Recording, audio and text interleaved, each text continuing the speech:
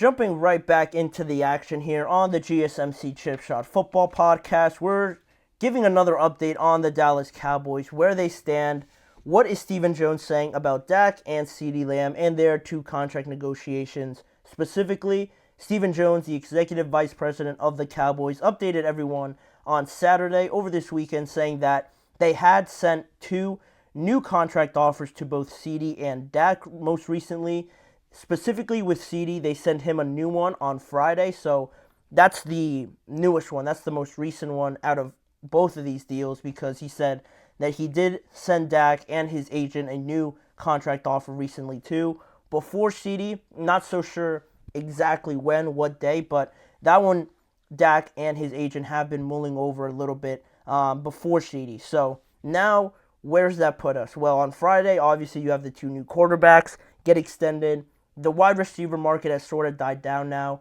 The only other one left is Brandon Ayuk. Well, not T. Higgins, because the extension, passed for that. So he's going to play on the franchise tag unless he gets traded somewhere else. But Brandon Ayuk's really the only one left, and it doesn't look like the 49ers are going to do anything about that unless he also gets traded, but it doesn't look like they want to do that also. So really, CeeDee's the only one that remains, and now he has a new contract offer in front of him from the Dallas Cowboys. And according to NBC, the talks are progressing for both the Cowboys, Dak, and CeeDee. The Cowboys are optimistic. That's what they've been saying over the last few weeks. Really, mostly last week with Jerry Jones talking about it and Stephen Jones. I'm sure we talked about it on the show as well, how the Cowboys are optimistic about it, that they can get both of them signed before the start of the regular season. That is almost the limit, the deadline for these contract negotiations at this point in time. And I almost sneezed. On Stephen Jones, on what he said on these contract negotiations, what he's saying, how he's feeling about it now, because it really almost seems like every day, every week, something changes a little bit, a little minute detail on these contract negotiations, the feelings feel about it. But now Stephen Jones has more things to say about it, how he's feeling after the new rounds of contract proposals came out to Dak and to CeeDee. Like you guys can see on your screen, he said, right now, I would characterize both conversations as upbeat. We're having good talks back and forth with both Todd and Tori. I like where we stand. Todd France is Dak's agent, and Tori Dandy is CeeDee Lamb's agent. So he's feeling pretty confident about where the conversations stand with both of those guys and how that'll affect everything going now into another week of training camp, like I mentioned at the start of the show, deeper into this offseason. Now we're about to start August, and CeeDee Lamb still not there. Not the most ideal situation, obviously, but maybe this can move the needle a little bit now for the Cowboys to get everybody there for a big 2024 season. We've mentioned it, the pressure on the Cowboys and how impactful this season could be for everybody, from Mike McCarthy to the Joneses, kinda, maybe not really, but it's going to be a big year for Dak, for CeeDee, and just how this offense looks, how this entire team looks, if they are to have any success and finally get over that hump that they've been tripping over the last few years. But then also just a small comment from Jerry Jones on both negotiations. He said, we're talking. Make no mistake about it, we are talking. On Saturday as well, he said that in regards to Dak and CeeDee Lamb. Dak and CeeDee situation, very different. Like I said, CeeDee's been holding out, not there at all, while Dak has been present at camp, from the beginning, really from the start of voluntary workouts, OTAs, minicamp. He's been there, no issue about that, but it's because he has nothing to lose in regards to CeeDee Lamb. He's already gotten an extension before with the Dallas Cowboys, a pretty nice one at that point in time. Now he's looking for another one, and also he has a no trade clause and a no tag clause on his contract. So all the power lies in his hands. If he doesn't get paid, that's fine. If the Cowboys tried to trade him, he's going to have the final approval. So everything is just in Dak's hands, and if he does play out this year without a new contract extension, next offseason as a free agent, he's probably going to get 60, maybe north of that, from a different team. So absolutely nothing to lose from Dak. Everybody already considers him. It's not like his legacy or his reputation really is at stake, if anything like that. because everybody really considers Dak, I think, after last year, a very good, potentially top 10, definitely top 12 quarterback, however you guys may rank him. He's definitely in that conversation and has improved since his early days with the Cowboys up until now. And I think Dak is a good quarterback. I think he's a very good, great quarterback. He's a great quarterback. I just think this marriage now with the Cowboys has just run its course. And you always just need some change. You can't just keep trying the same thing over and over again. Sometimes change is good. Sometimes change can produce another level maybe in Dak that we haven't seen yet with new weapons, a new offensive line, a new scheme. That could be potentially on the horizon for Dak, and being 30 years old, he could still reach another level, which I think could be exciting for Dak if no extension, of course, is done. So that's something that could happen if nothing gets done here with the Dallas Cowboys. But his situation is different from CeeDee's, obviously, not being there. He's supposed to play this year on his fifth-year option deal, which is around $17.9 million per year. Criminally underpaid for CeeDee Lamb, obviously, having a historic season last year in terms of the Dallas Cowboys organization and just leading a bunch of stats across the NFL as well. An all-pro at that. He can't play 2025, just earning about $18 million per year.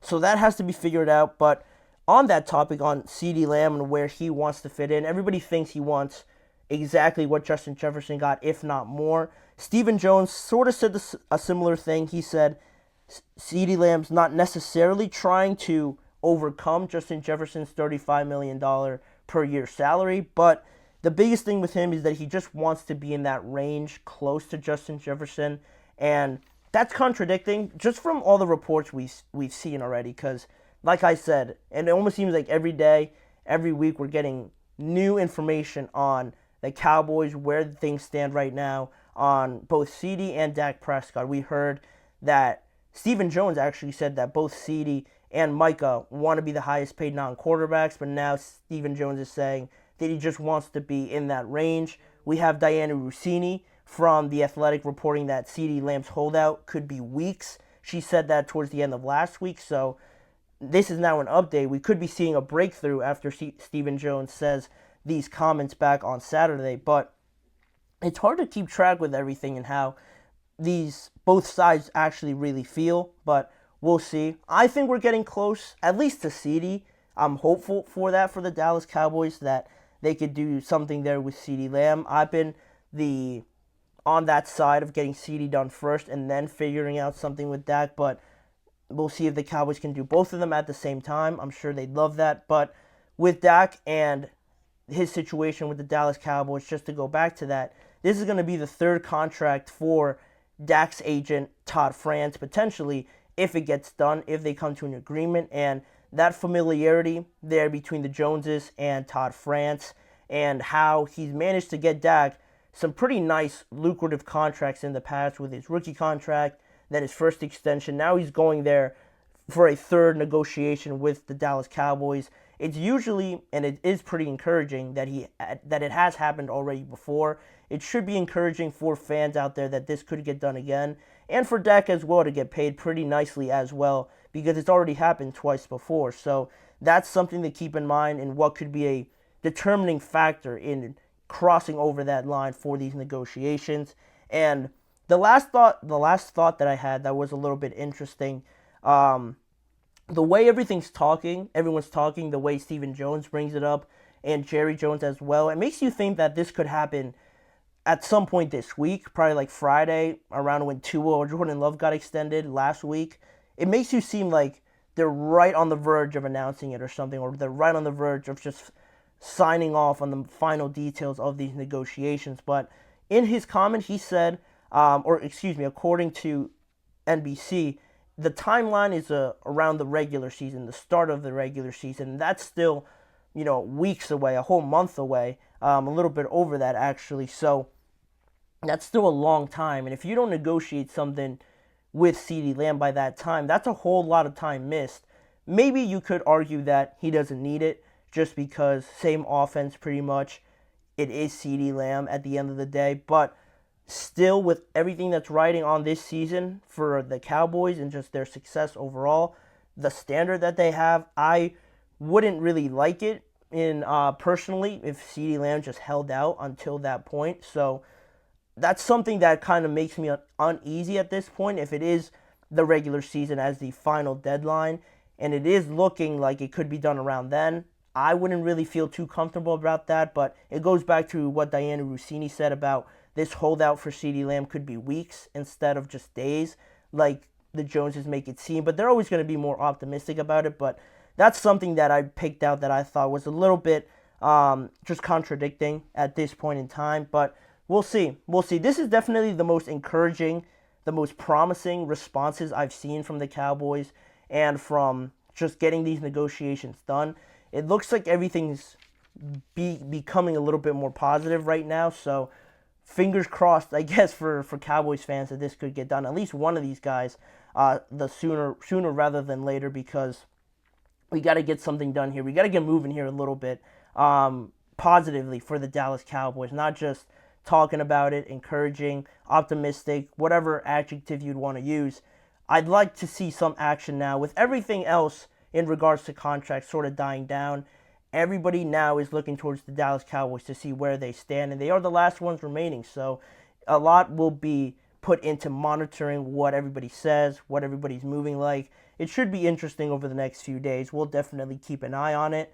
But we're going to move on with another topic, getting away from the contract talks a little bit here on the show. We're going to move into the NFLPA wanting to restrict some of the media access towards the locker rooms post-game, where the media goes into the locker rooms, obviously, and interviews players in the locker room, a sacred space.